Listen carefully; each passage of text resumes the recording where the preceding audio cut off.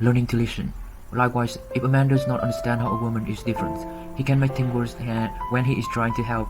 Men need to remember that women talk about problems to get close and not necessarily to get solutions.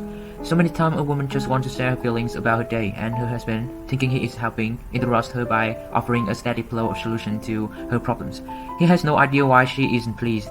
For example, Mary comes home from an exhausting day. She wants Annie to share her feeling about the day.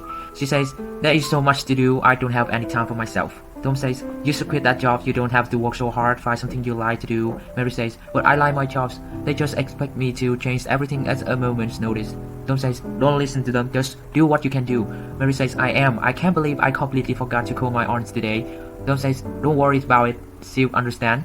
Mary says, "Do you know what she is going through? She needs me." Tom says, "You worry too much, that's why you're so unhappy." Mary angrily says, "I'm not always unhappy. Can you just listen to me?" Tom says, "I am listening." Mary says, "Why do I even bother?" After this conversation, Mary was so frustrated. Then, when she arrived home seeking intimacy and companionship, Tom was also frustrated and had no idea what went wrong. He wanted to help her, his problem-solving tactics didn't work. Without knowing about life on Venus, Tom didn't understand how important it was just to listen without offering solutions.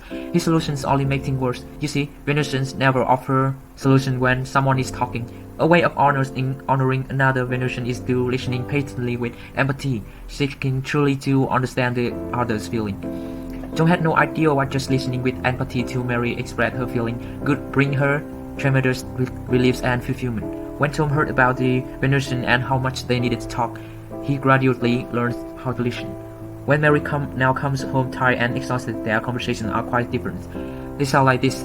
Mary says, "There is so much to do, I have no time for me." Don't take a deep breath, relaxes on the exhales and says, "Sound like you had a hard day." Mary says, "They expect me to change everything at a moment's notice. I don't know what to do." Don't pause it and then says, Mary says, "I even forgot to call my aunt." Don't say, with a slightly wrinkled brows, "Oh no." Mary says, "She needs me so much right now, I feel so bad." Tom says, "You're such a loving person, come here, let me give you a hug." Tom gives Mary a hug and she relaxes in his arm with a big sigh of relief. She then says, "I love talking with you, you make me really happy, thanks for listening, I feel much better." Not only Mary, just also Tom felt better. He was amazed at how much happier his wife was when he finally learns to listen. With this new awareness of their differences, Tom learns the wisdom of listening without offering solutions, while Mary learned the wisdom of letting go and accepting without offering unsolicited advice or criticism. So summarize the two most common mistakes we make in relationship. 1. A man tries to change a woman's feeling when she is upset by becoming Mr. Fixes and offering solutions to her problem that invalidate her feelings. 2. A woman tries to change a man's behavior when he makes mistakes by becoming the Home Improvement Committee and offering unsolicited advice or criticism. In defense of Mr. Fixes and the Home Improvement Committee, in pointing out these two major mistakes, I do not mean that everything is wrong with Mr. Fixes or the Home Improvement Committee. They are very positive Martian and Venusian attributes. The mistakes are only in timing and approach. A woman greatly appreciates Mr. Fixes as long as he doesn't come out when she is upset.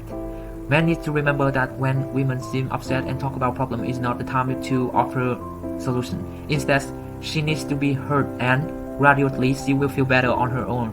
She does not need to be fixed. A man greatly appreciates the Home Improvement Committee as long as it is requested. Women need to remember that unsolicited advice or criticism, especially if he has made a mistake, make him feel unloved and controlled.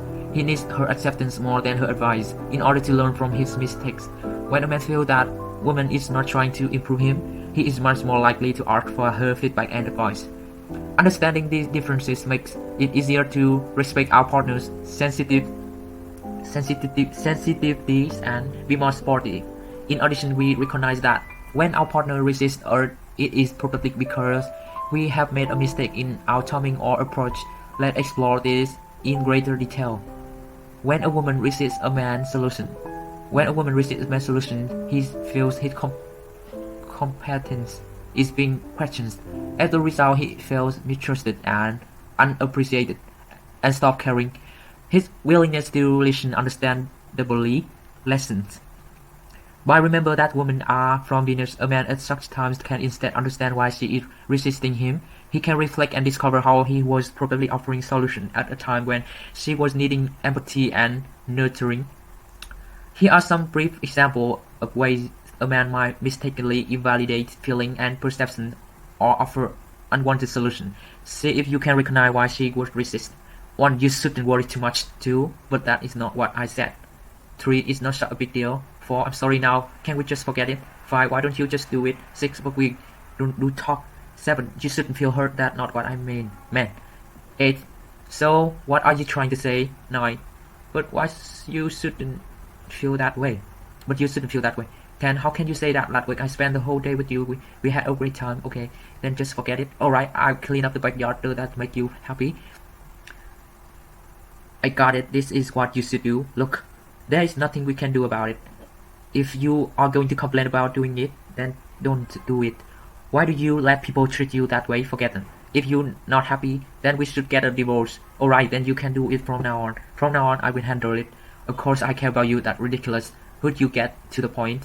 All we have to do is that not all what happened.